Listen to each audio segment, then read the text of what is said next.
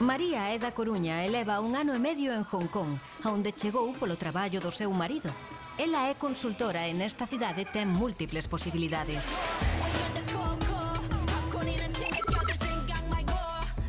Con ela pasearemos pola zona de Central, o corazón financiero, e remataremos visitando a súa casa, cunhas vistas espectaculares da cidade.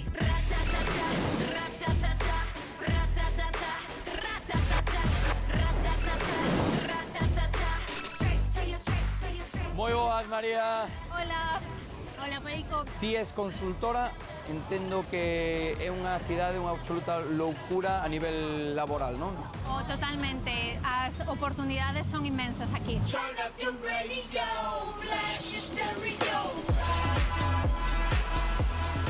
E como foi iso de acabar en Hong Kong? Por qué? Pois o meu marido e eu estábamos vivindo en Londres e a él deronlle unha promoción no traballo. Foi un ascenso, pero tamén un salto xeográfico importante, non? Importante, moi importante, sí, sí. Como foi o proceso de adaptación aquí? Foi fácil? Ao principio recoñezo que dábamos un pouco de respeto, pero é moi fácil vivir aquí. Sabías colocar Hong Kong no mapa? Entre ti e eu, non. Ahora estamos na zona que se llama Central, que é no centro de Hong Kong. É unha zona onde hai moitas xoillerías. Veis a pedra de color verde, o jade, é a pedra tradicional de aquí. E se te fixas en Hong Kong, a xente leva moita xoillería porque é moi seguro levalas, pero tamén porque como os impostos son moi baixos, saeche a conta comprar xoias en Hong Kong.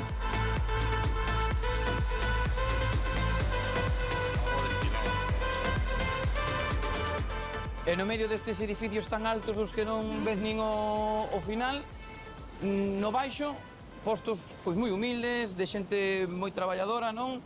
É unha cidade de contrastes isto. Totalmente. A xente traballa moitas horas, tanto na oficina, se teñen un traballo bo, ou se teñen un pequeno posto aquí na calle, tamén traballa moitas horas. Hai moita xente, moita competitividade. Por outro lado, en Hong Kong non hai un sistema de pensións, entonces moita xente aquí traballa literalmente ata que case morre.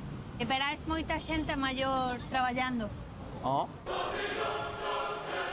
Aquí, o centro financeiro, podes ver o edificio de Standard Chartered, o edificio do HSBC, que foi diseñado por Norman Foster, e aí no fondo podes ver o edificio de Banco de China.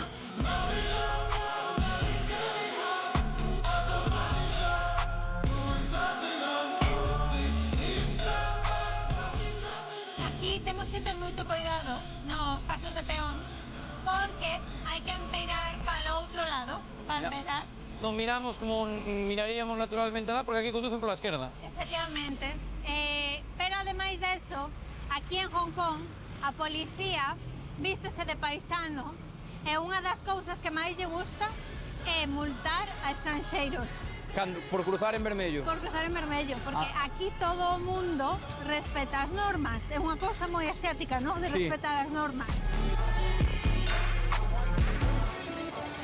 Continuamos a ruta con María e xa era hora de comer algo, así que fomos a un posto onde iría calquera hongkonés. Vermicelli é un tipo de noodle. De dumpling son como estos paquetitos de comida e de pescado. Pois eu vou pedir ese. Moi bien. E ti que vas pedir? Eu vou a pedir as entrañas de vaca. Aí vas forte ti, Forte eu. Thank you so much. Pagaches $100 hongkoneses que iso ao cambio? Son como uns 11 euros. Deixas o dedo gordiño fixo, e outro en perpendicular e o que moves é este. Sí. Esa é unha boa técnica para comenzar co palillos. Mira, eu teño un adaptador, poño o adaptador, como máis tranquilo, a verdade, No medio da cidade de Hong Kong, María lévanos a un lugar que pode recordar a Galicia. Imos falar de meigas. Isto é o Bodwin Beeline Heating. Que significa? Que é un sitio onde vense a facer bruxería. Basicamente son estas mulleres, thank you very much, que co seu coñecemento ancestral axudante a desexarle mala sorte a unha persoa que non te gusta. A mandar un mal de ollo, podemos decir. Un mal de ollo. 5 euros por facer un pouco de bruxería. Un poquinho.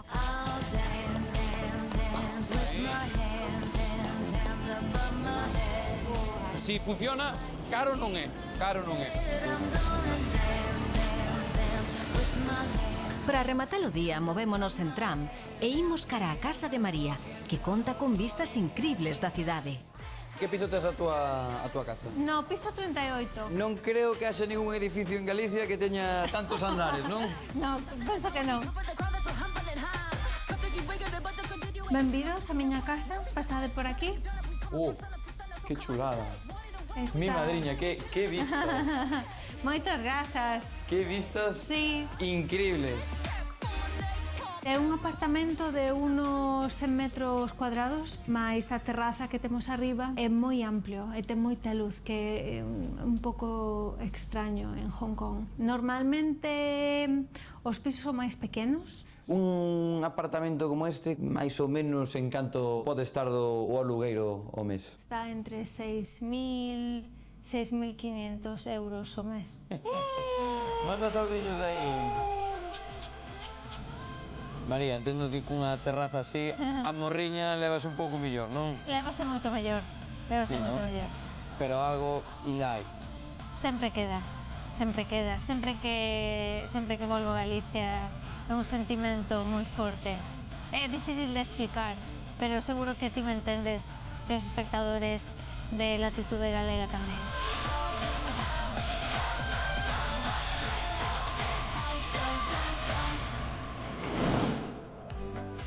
María, onde se come mellor? Na Coruña ou en Hong Kong? A de Coruña porque como na casa en ningún lado.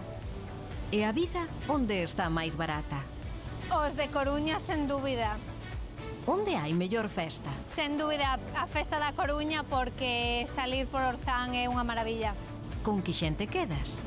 1000 veces a xente da Coruña porque aquí en Hong Kong a veces son un pouco bordes.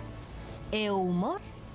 Prefiro o humor da Coruña porque o de Hong Kong eu non o entendo e aparte penso que non teñen moito. En canto ao tempo, cal prefires? Prefiro o clima de Hong Kong.